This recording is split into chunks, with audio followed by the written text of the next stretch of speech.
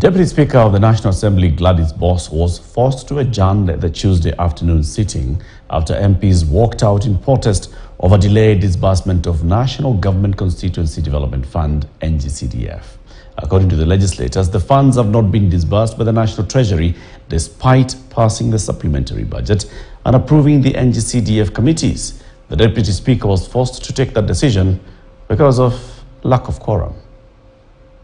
As per the calendar of the National Assembly, members are expected to take the long Christmas recess from Thursday this week. This is not in question. What is in contest is that they will be breaking without NGCDF funds in their accounts. The leader of minority in the National Assembly, Opiyo Wandayi, raising the issue on the floor of the House.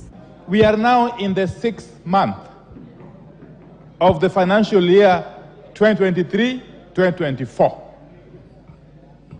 As we speak, Madam Speaker, since this House appropriated funds to the NGCDF board for disbursement to respective NGCDF committees, not a single cent has hit the accounts, the bank accounts of the NGCDF committees. Angaf. As per the norm, when their interests are at stake, the legislators unite regardless of their political affiliation. That on NGCDF, we cannot afford to compromise, not for the benefit of members of parliament.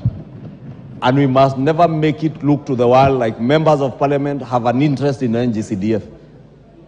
We only have the interest of the people who sent us here to represent them, not NGCDF.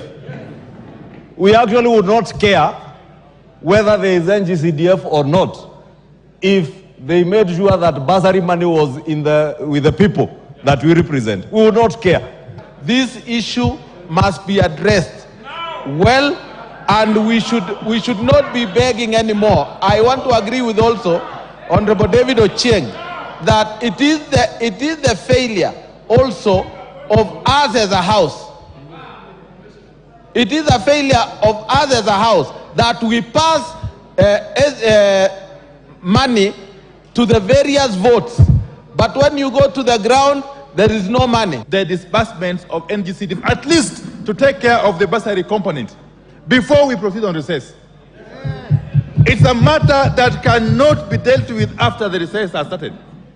It's an issue that must be dispensed with now, and be at least before Thursday. Without immediate answers from the National Treasury, the legislators vowed to disrupt normal business of the House by staging a walkout. Even legislators from the ruling Kenya Kwanza side left the sittings in protest. No CDF, no parliament. No CDF, no parliament. No CDF, no parliament. With the walkout, the House was left without a quorum, which is a minimum of 50 MPs in the House. Honorable members, there being no quorum present in the House, and the time being 4 p.m., this House stands adjourned until tomorrow, Wednesday, 6 December 2023 at 9:30 a.m. The legislators are demanding that the funds be disbursed before Thursday this week, and in the meantime, the Treasury CS should be summoned to explain the delay despite the House having passed a supplementary budget. The MPs are skeptical that should the funds fail to be disbursed by this week, then it will interfere with the disbursement of bursaries when schools reopen in the first week of January next year. The government is always supporting their executive programs to the detriment of CDF. So what we are saying is that we have suspended all sittings, all government businesses. They have vowed to continue disrupting the House business until the funds are disbursed. Chris Dairo, KTN News, Nairobi. Well, withdrawal of funds from the Consolidated Fund for